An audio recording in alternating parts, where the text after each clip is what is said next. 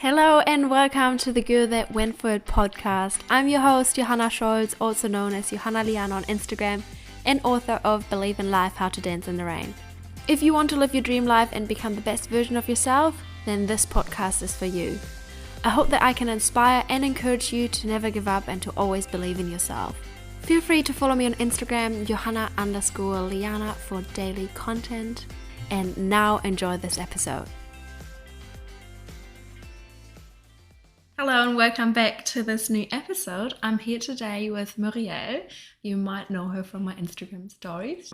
We're going to talk about, because we both moved to New Zealand around the same time, we're going to talk about 3 challenges when moving overseas to the other side of the world, 3 things you have to accept, and 3 biggest learnings or experiences or lessons, kind of. So yeah, hi Muriël. Hello. Nice to be here. Yeah, nice to have you here. I think I said in the first episode that I'm going to have you on here without even telling you that you're going to be part of I know. it. You told me like a few weeks later, I think. Oh, I think I heard it on your first episode. Yes. Yeah, feel free to introduce yourself. Yeah.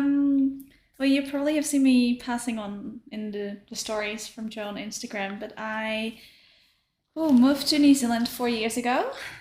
Basically from day one lived in Hawke's Bay. Did some work as an au pair in the first years, studied, and now working full time and still enjoying the New Zealand life, and didn't return back to the Netherlands. And the most, like, the saddest part is Muriël is moving. Oh, I know. We're literally recording this on not our last weekend together, because we already have new weekends planned that we see each other again.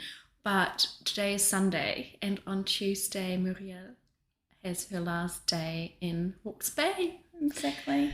Yeah, but we're not going to talk about this today because it's going to make us sad.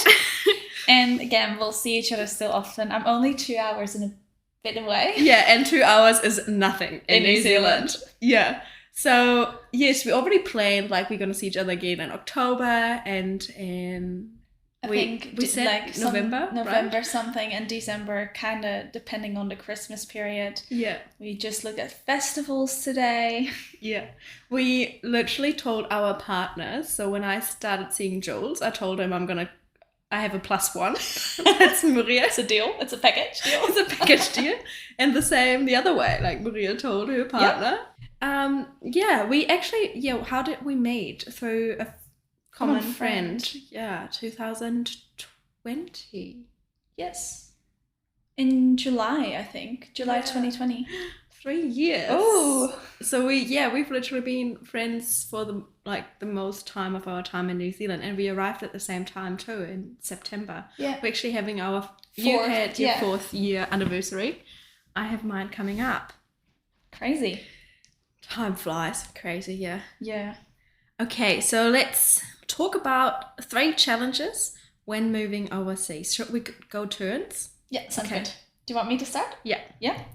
Okay, so my first challenge, well, I think in my case, you knew you were going to move to New Zealand. So maybe your challenges will look a bit different, because I came to New Zealand with the thoughts that I would leave after 3 months, because I was the classic backpacker and had no intention on staying.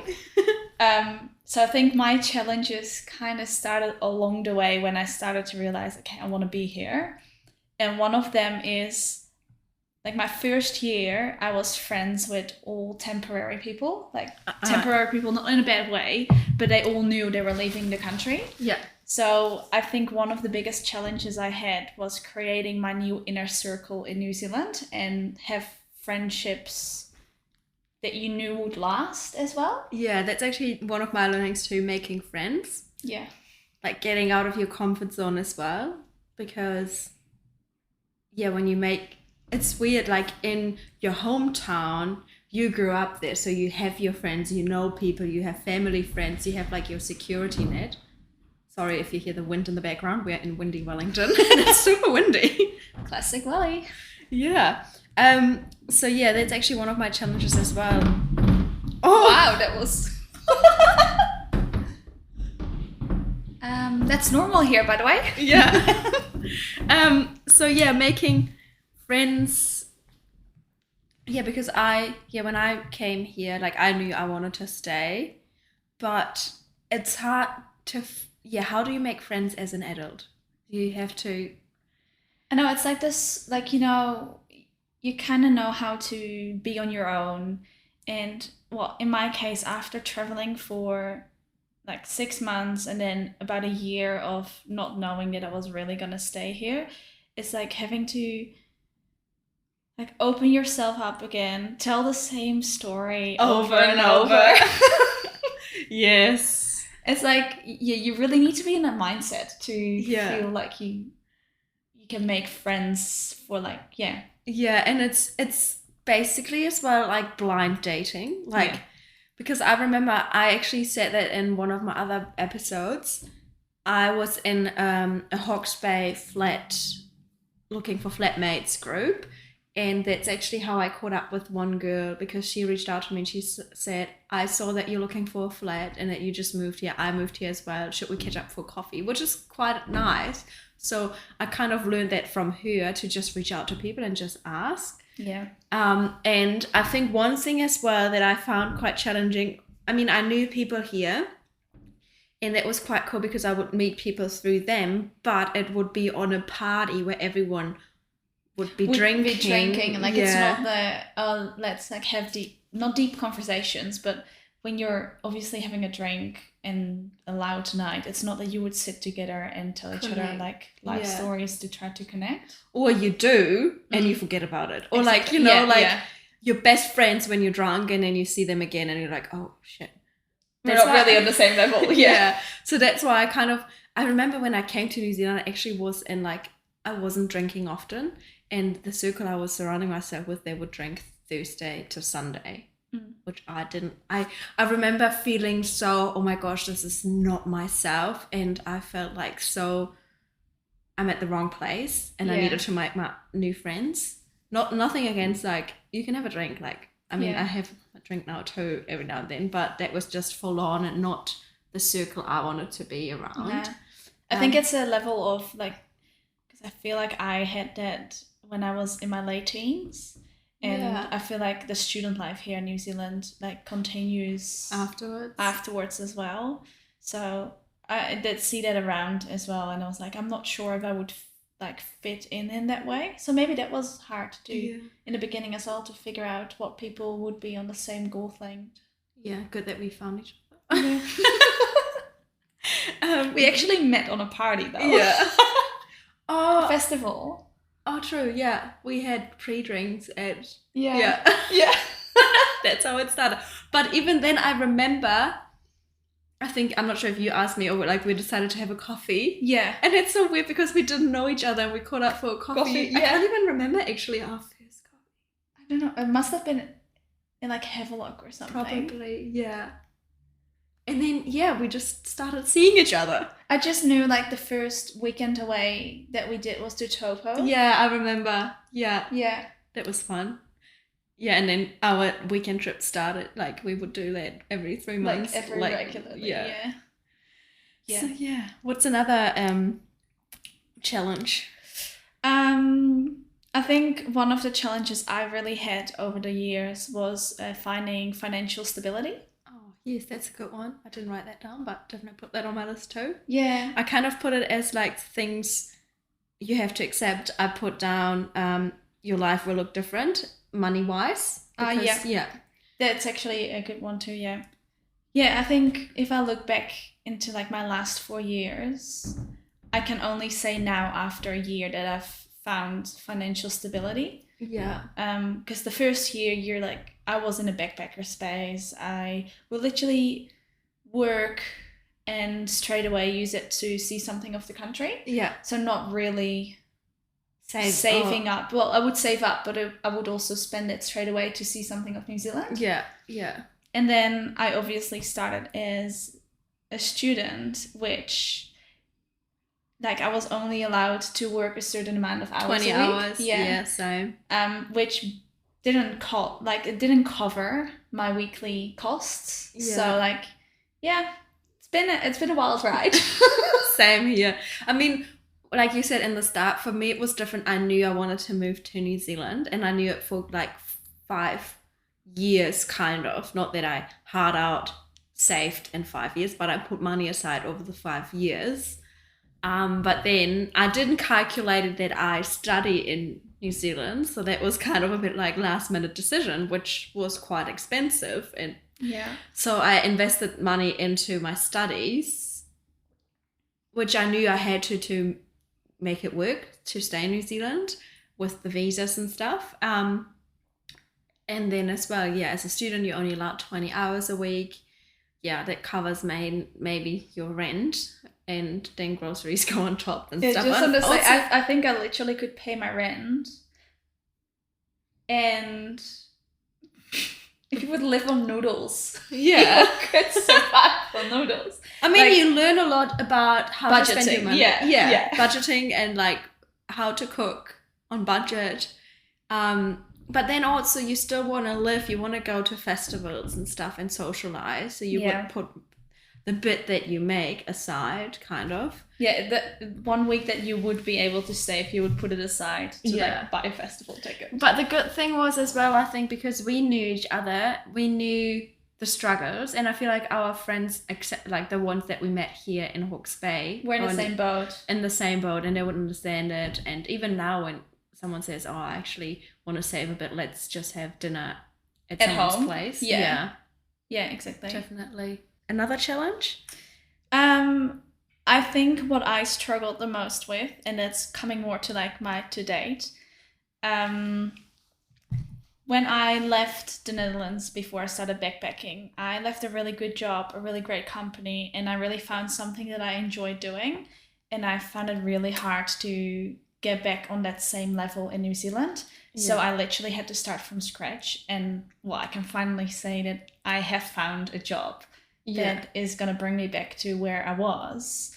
But yeah, that's something that I really like hoped was different. Yeah, that's you kind of, you start a whole new life. Yeah, and also what I feel like, which I wrote down either as like, not as a challenge, but you kind of don't have your security net, Yeah. and also not your network that you used to have in Exactly. your hometown, where people knew people and they would refer you if you like for a job, for example. I mean, it's not that you still would have to apply for jobs and stuff, Yeah. obviously, but it's a new thing here. And it's the same actually with me. I mean, I started my own business.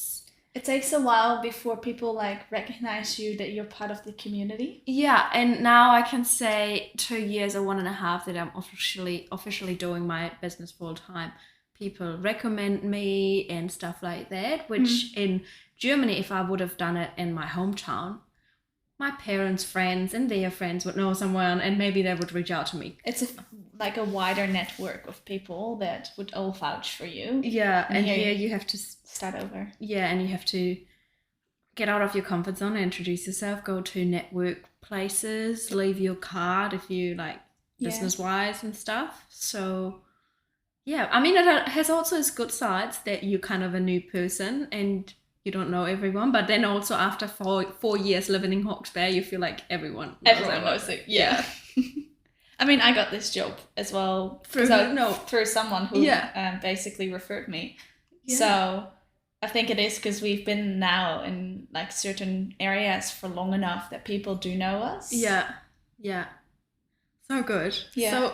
So amazing to look back on the 4 years, because we are now in Wellington, and I said just earlier, I was here as a backpacker on the start of my journey, and being here now in such a different state of our life is so different. Yeah. Yeah. I mean, my other 2 challenges, which are not that deep, but one was packing. It's true. Because I knew I was gonna live, or I was planning to move here, so I had like a backpack and a luggage, a suitcase, and I had such a big wardrobe at home, and I had to pack it into like 30 kgs or a bit more. So yeah, that was a bit of a challenge, but never mind, worked out. I'm just looking back. I arrived with my 11 kg backpack, which was mainly packed for Asian summer, and I arrived in New Zealand winter. Nice. So I mean, I didn't have a packing challenge, but I had I need to find New Zealand appropriate clothing challenge. Yeah. And my other one was making the step, kind of like doing it. It's kind of a challenge. I mean, I knew deep down that I always wanted it. So yeah. How was it for you, like making the step, telling your family to planning to stay? Did they know, kind of? I feel like everyone back home kind of told everyone, we'll never see her again. I think it took me longer than them to realize that. Yeah. I remember this must have been June 2020, so just before I met you, I think. Yeah. I called my dad and basically cried constantly on the phone because like deep down I knew I didn't want to leave, and my flight so my first flight got cancelled throughout COVID. Yeah. And then I rebooked it for September.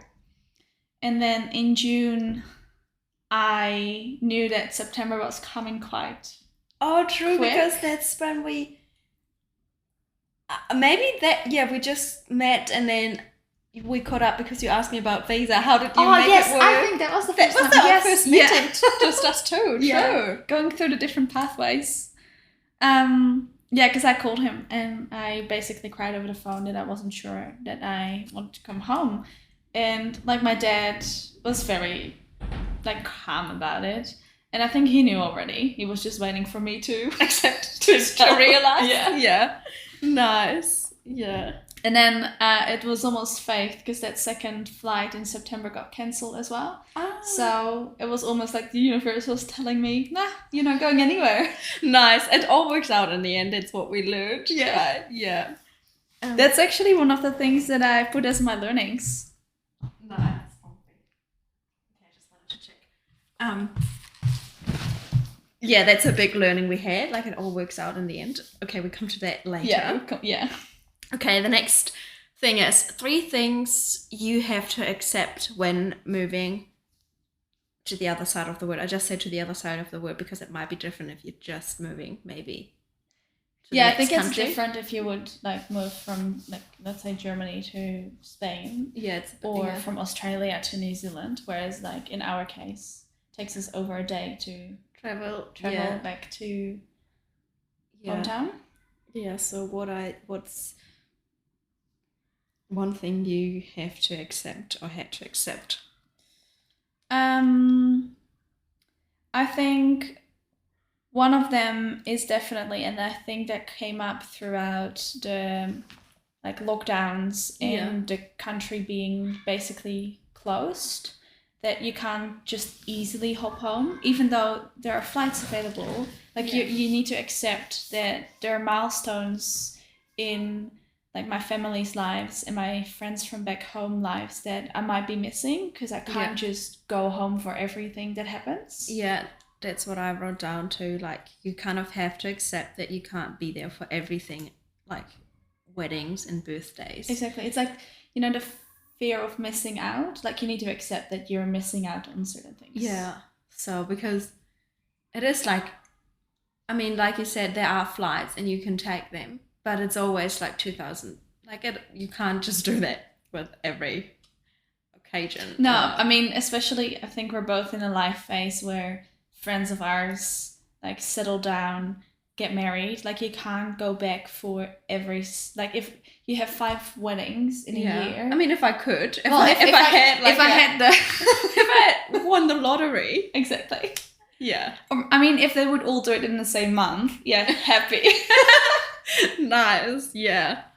That's definitely something, I have to accept too. And also what we kind of talked earlier as well, or said earlier, you kind of have to accept that your lifeline looks different. So for example, like you just said, we're 27 now, or I'm 27, you're 26.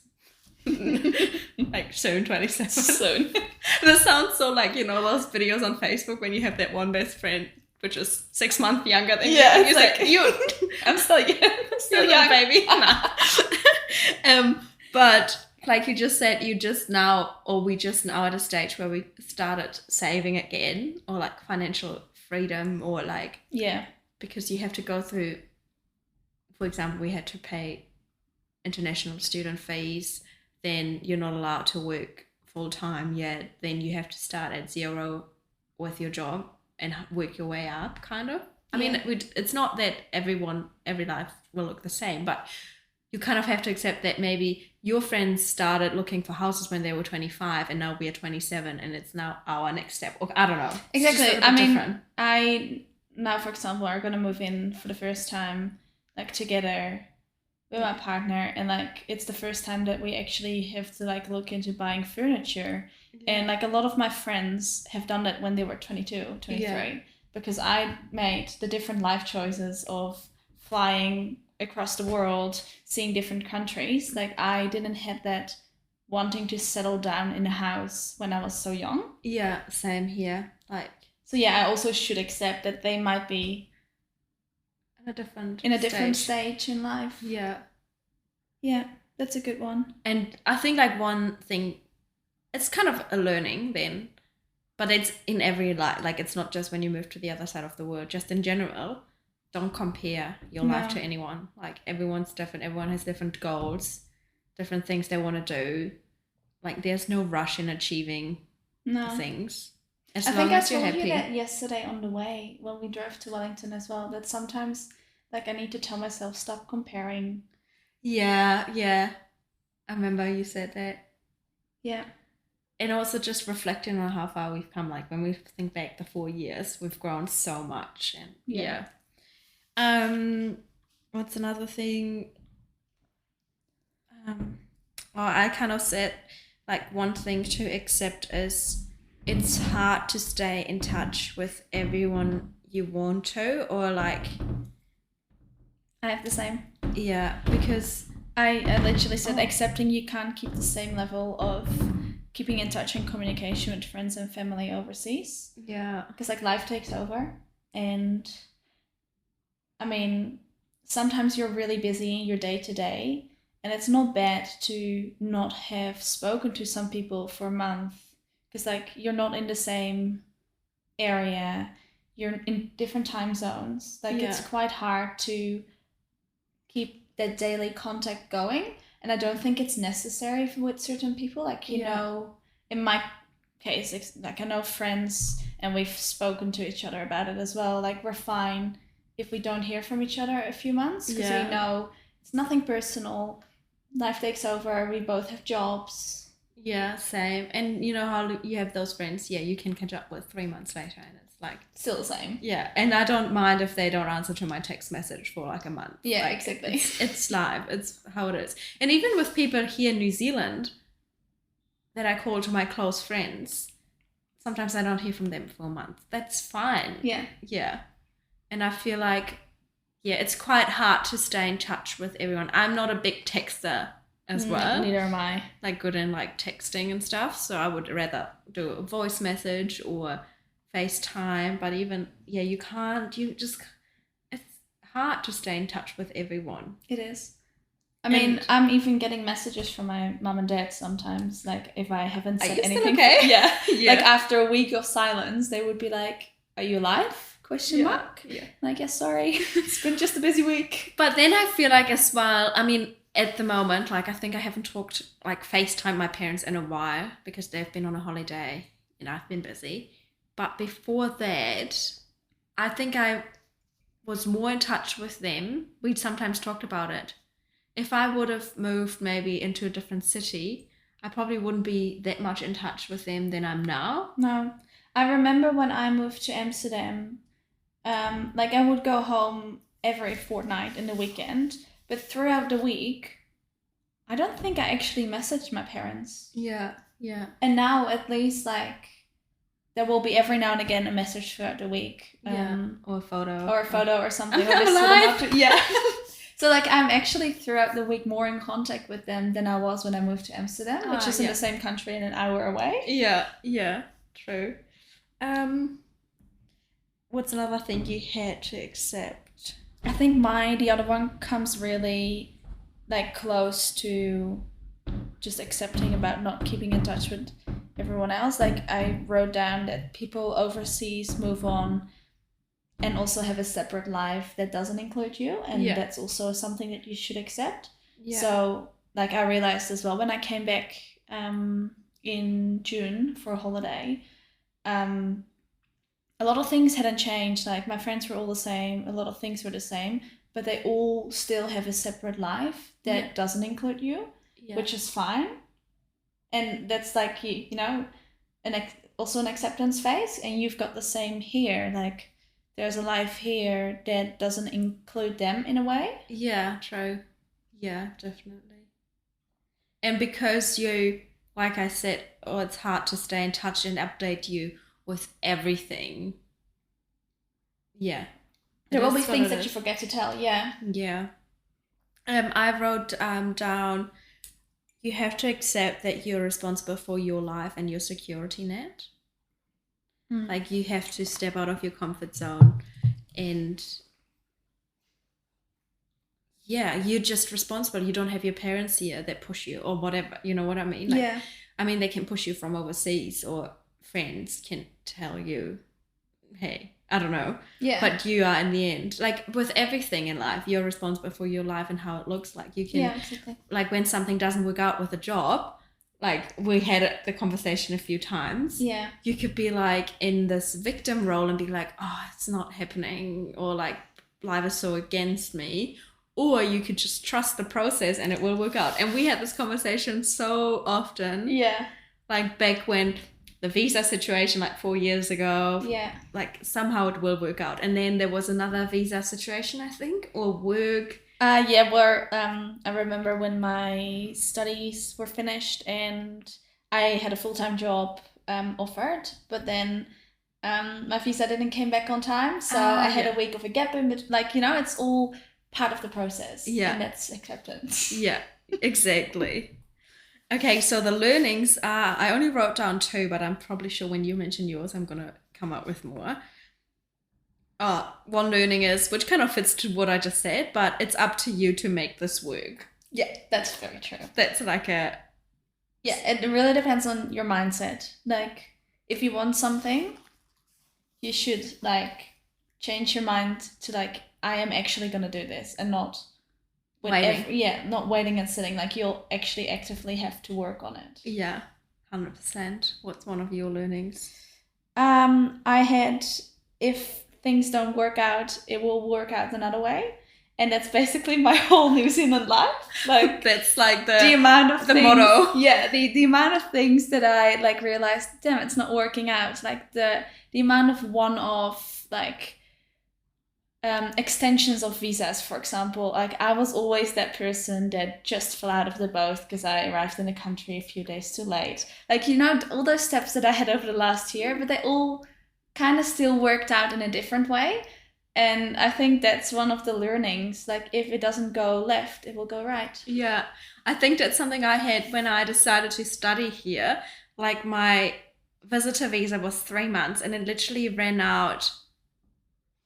And I just before that applied for my student, something like I was then on this interim visa, like the visa in between. Like, yeah. But yeah, that's actually like such a good learning. It will always work out. Yeah. 100%.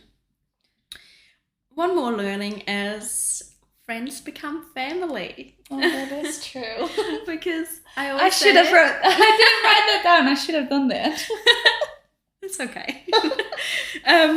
Because I said like Muriël is like my sister here because we experience the same. We both from a different country. We know exactly what the other one is going through without saying it. Yeah.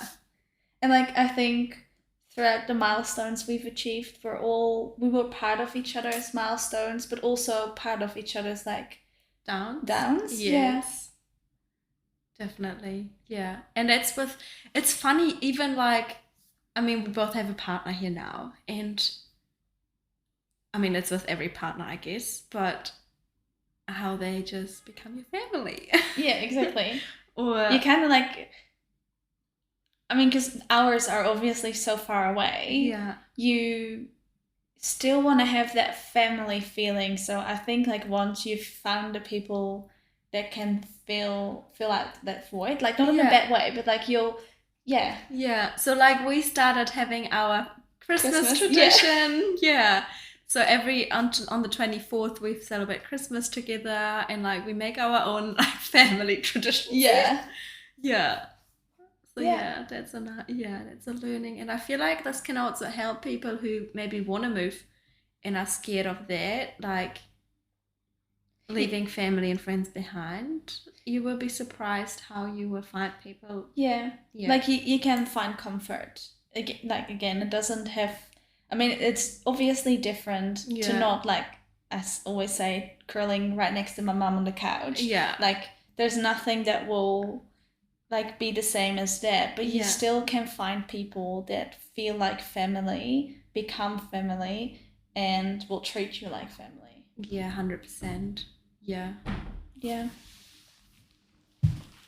What's another? Do you have another learning? That were my two. Yeah. I mean, I probably learned more in those 4 years, but I mean, I had another one that is that sometimes it is okay to feel homesick. yeah. It's not that I have it often, but there are definitely times, especially when something is happening with a close family member, or you can see that some of your friends have a down Yeah. like day. Like in those times, I would love to be there in person for them, and I can feel sometimes a little bit homesick. Yeah. And I think one of the learnings is that it's okay to have that as well, because that still means It's that normal, you're yeah. it's normal. And it's family, friends that you've had for so long, so they have like a place in your heart. And Yeah. of course, they still matter. Like, Yeah. Yeah. So, Yeah. yeah, that's a nice one. And I had another one, but Okay. that's more like related to the cultural and things. Tell me about it. Like my learning is that you're still sometimes different than the people here, and my communication lines compared to some people here are still different. And I've learned as well that that's fine. Yeah. That's part of what makes me me, and that's also part of what makes them them. And Yeah. like that, at work fields where I've learned that you don't always have to straight away say what you think. You can also just think it. But I feel like as well, maybe we can say this here, and this is not again like just something we experienced. We, like German and Dutch, we are from a culture where you are quite direct. Yeah. And Kiwis like to talk. Do you say talk through the flower? That's like a German way of saying it. Talk around the bush. Yeah, I think it is talk around like. Yeah. Or even when just like they fluff things up a little. Yeah.